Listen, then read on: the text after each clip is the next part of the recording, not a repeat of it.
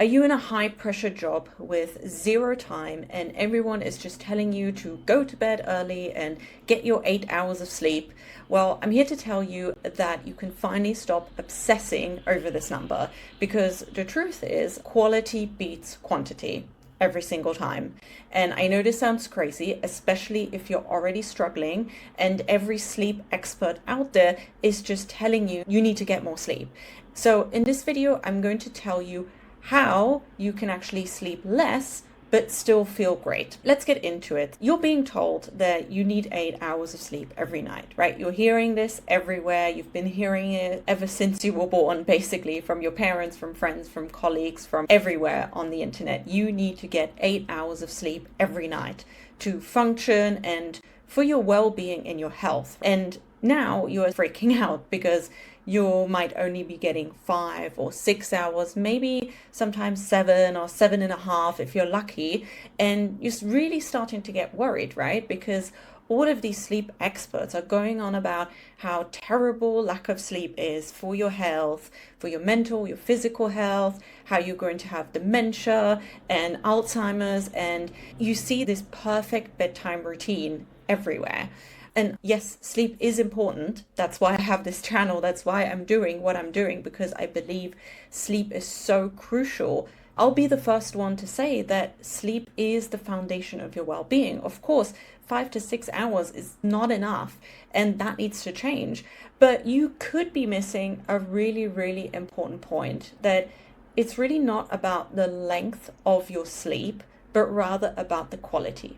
And I want to get into that in a lot more detail, because there is a lot of information online about how much sleep you need, how many hours you should be sleeping, and the different sleep stages. So I really want to break this down into very simple steps and simple words, because it can be quite a confusing concept.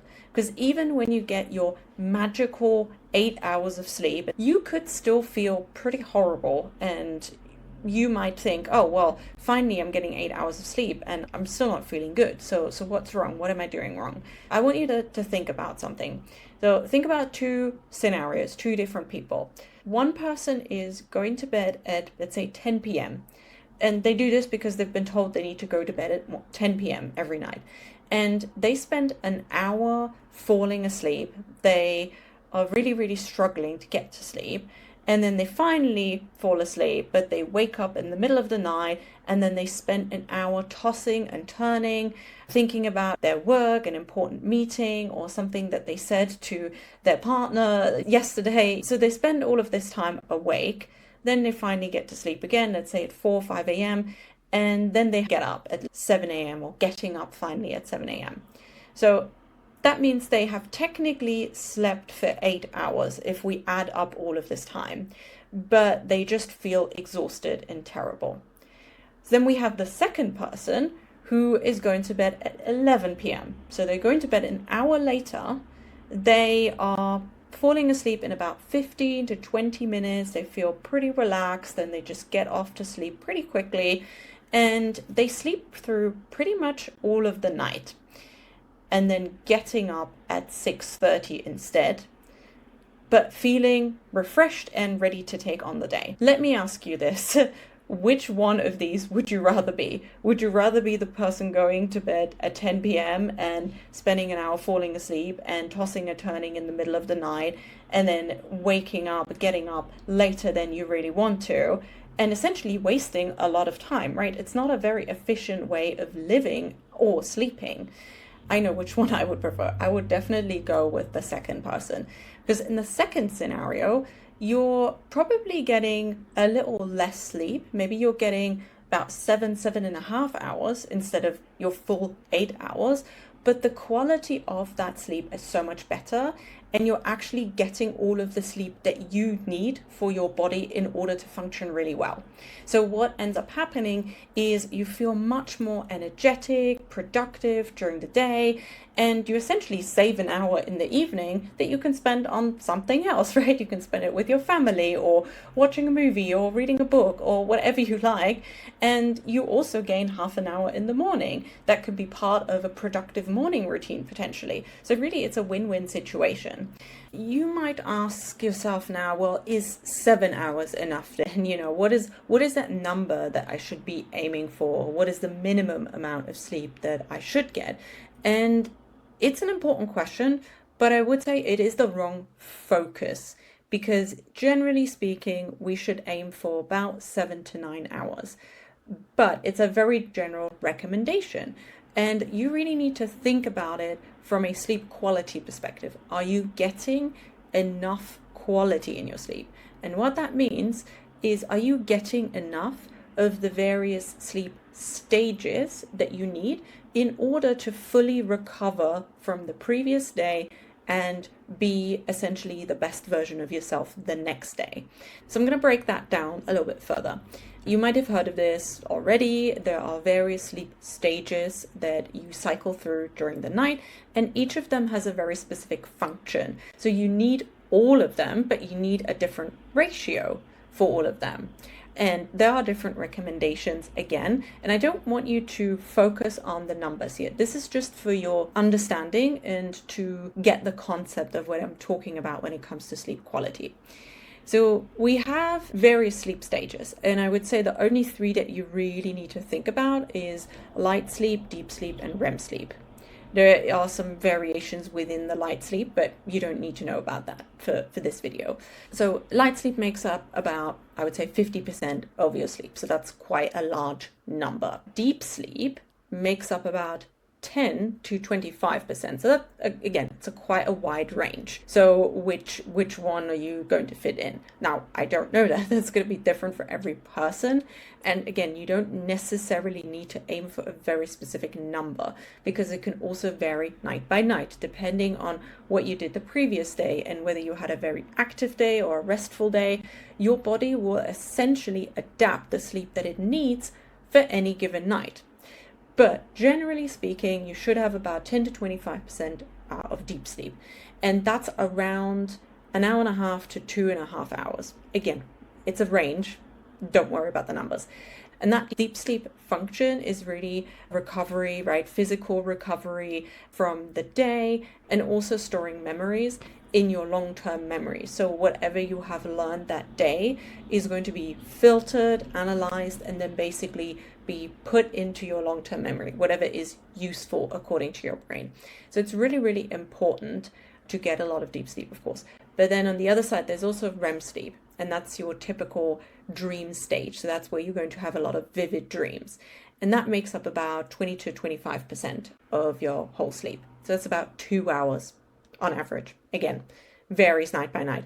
But again, another really important stage, because it has a lot of that emotional processing that you're going through. Creative problem solving happens during that time. So you're taking all of these memories, pieces of information, and actually connecting it to whatever is already in your long-term memory, making sense of that and making sense of the world. So again, you can take on the next day. You are fresh, you are emotionally ready as well for the day, not just physically. So what that means is, it is more important that you get all of these various types of sleep than it is how much sleep you get. And what factors into your sleep quality and REM sleep and deep sleep is a lot of different areas. I'm not going to go into all of them because that would be too much for this video. And again, I don't want you to think about all of these individual items and trying to fix them. What I want you to get from this video is that it's not about 8 hours of sleep, but it is about a certain number of hours of quality sleep. What factors into sleep quality in these various stages is things like your resting heart rate. So is that quite high or quite low? The lower your resting heart rate is, likely the better your recovery will be at night, and probably the deeper your sleep will be. It's also how restless you are. So how much you're tossing and turning, that will affect how deep your sleep is. It's your body temperature, your core body temperature. It needs to drop in order for you to be able to sleep well. So if that is regulated well, again, you're more likely to get that sort of deeper sleep and more REM sleep as well. Then there could be breathing issues. You may have heard of sleep apnea, but also just generally if you have any congestion, if you're sick, of course you're not going to sleep that well. And again, that will affect your quality of sleep. Your sleep will be lighter. It could be anxiety, of course, stress. It's a huge thing, especially if you have a really, really busy schedule and you're constantly on the go. This is probably the area that will be mostly affecting the quality of your sleep, because you're going to bed and you haven't really processed that day yet, and you're still thinking about it, you're still worrying about it, and you take that into your sleep. Your mind and your nervous system is still kind of activated, and that's preventing you from falling asleep, staying asleep, but it also affects you while you are asleep. So even if you fall asleep, your sleep might be a lot lighter because you have all of this underlying stress. And there's, of course, various aspects of your lifestyle that can affect that. So you have heard of caffeine, not drinking caffeine too late in the day, drinking alcohol, how much you exercise. But also it's really important to look at how regular your schedule is. Do you get up at the same time every day? And do you go to bed at the same time every day? How much sunlight and natural daylight do you get during the day? All of these are components that will affect the quality of your sleep. I don't want you to think about these individual elements or things that you can do to improve these different sleep stages right now. All I want you to think about is whether you think you are getting enough quality sleep right now. So yes, 7 hours can be enough. It might be enough for you, but it might not be enough for everyone. Some people need 8, some people even need 9 hours of sleep. And it really varies by age, gender, again, your health in general. There are so many different factors that go into it. So I want you to not worry about an arbitrary number that you need to hit, but understanding that the number doesn't really mean anything if you're not looking at the quality of your sleep as well. So you want to understand how much sleep you personally need in general, on average, and you want to then aim for that number, but getting quality sleep. So ask yourself this: do you think that you are getting the right amount of quality sleep right now? How much time do you actually spend in bed being awake versus being asleep? Are you spending a lot of time in bed being awake, trying to get to sleep? Are you generally happy with the number of hours that you get? And how do you feel when you get up in the morning? How do you feel during the day? If the answer is that you're not feeling great, then this is where you need to focus, rather than just increasing the number and going to bed earlier or sleeping longer, hoping that that will fix the issue. You really need to focus more on the quality itself and making that your focus going forward, rather than just increasing the amount of time you're in bed. You don't need to sacrifice your evenings and go to bed early and go to bed at 9 p.m. so that you can get that 8 hours at some point in the night. It's not going to help you, because you're also going to feel like you don't have an evening. You need to go to bed so early that all you can do is go to work, come home, have dinner, maybe watch a little bit of TV and then go to bed straight away. That's not what you want, and you don't need to do any of that. In fact, even with a busy schedule, with a lot on your plate at work and in your personal life, you can still get there. You can still get the quality sleep that you need consistently. And I can tell you from my experience working with clients as a sleep coach that that is absolutely possible. And my client Alex was exactly in this situation. He was going to bed at 10 p.m. every night because he thought that's what he needed to do to get more sleep. And he would fall asleep pretty quickly, but then he would wake up at 3 a.m., 4 a.m., 5 a.m., overthinking that conversation that he had with a coworker or with a family member, thinking about the next day and how tired he's going to feel in that 4 p.m. meeting. And he would just wake up exhausted and having to squeeze power naps into the day to actually be able to function. So his sleep was not efficient at all. He was spending a lot of time in bed, but he wasn't asleep during that time. and therefore the quality was bad. And now he has learned how he can work with his schedule, with his natural body rhythm, and he consistently gets 7.5 hours of quality sleep. And that's what he has identified as his personal sleep need. For you, it might be 7, it might be 7.5, it might be 8, it might be 8.5, it might be 6.5. There are so many variations, but you cannot focus on the number alone. And now that he has reached this point where he gets quality sleep consistently, he has started a regular exercise routine again. He's got time to actually exercise in the evenings. He's got time to read a book, and he doesn't fall asleep anymore randomly in the afternoon, reading a book or trying to pay attention. He is playing with his daughter more and like spending more time with his family because he has the time now and the energy that he gets from consistent quality sleep.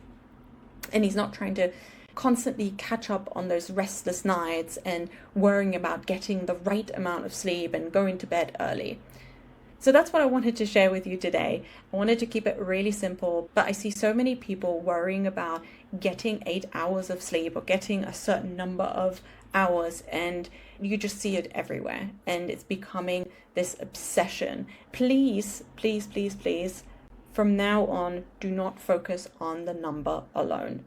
When you see how much you have slept on your device, on your tracker, and it's not the 8 hours that you think that you need, please do not worry about it. Think about, do you feel like you're sleeping efficiently, and do you get the right amount of quality of sleep? If not, then there are things that you can do. You can figure out what actually causes that instead of trying a bunch of random suggestions or random fixes, random tips that you see on the internet. And I have a video that goes over exactly that over here. So please watch that. It goes over how you can actually identify the root cause of your sleep problems using my free assessment toolkit that you can download in the description below here or in the description of the other video. So click on that if you want to know what is the actual root cause of your sleep problems. Thank you very much and sleep well.